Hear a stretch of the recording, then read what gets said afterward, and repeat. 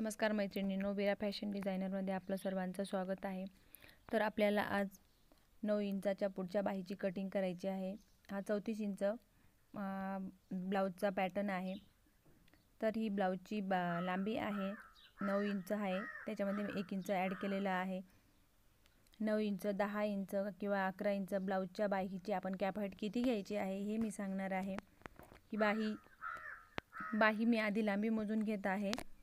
बाही 9 इंच आहे, त्याच्यामध्ये मी 1 इंच ॲड केलेला आहे। तिथं आपण ती रेष ओढून घ्यायची आहे।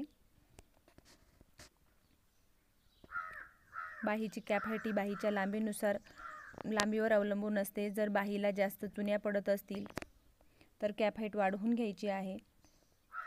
या पॅटर्नचा आपल्याला मुंडा मोजून घ्यायचा आहे। मुंडा आलेला आहे 7.5 इंच। मी 7.5 इंचामध्ये आपल्याला 1.5 इंच ॲड करायचं आहे।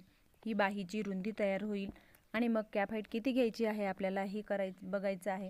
कॅप हाईट ही बाहीच्या लांबीवर अवलंबून असते। बाहीची लांबी जर 9, 10, 11 असेल तर आपण ती 3च्या पुढे घ्यायची आहे।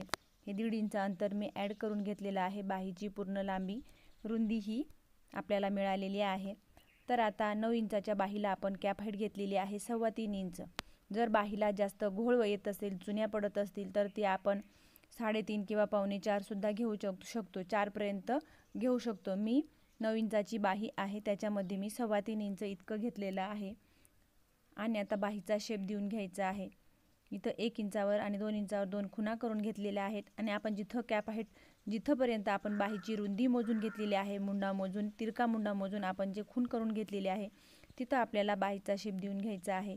तिथून आपल्याला 1.5 इंच, 2 इंच, आता ही 34 इंच बाहीचा पॅटर्न आहे, त्याच्यासाठी मी 2.25 इंच अंतरावर खूण करून घेतली आणि बाहीचा शेप देऊन घेत आहे।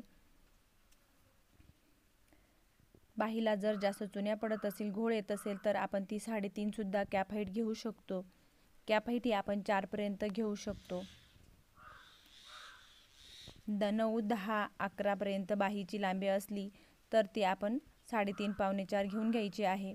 मुंडा दंडघेर आहे 5.25 इंच, त्याच्यामध्ये 1.5 इंच ॲड करून मी ते बाहीला शेप देऊन घेत आहे।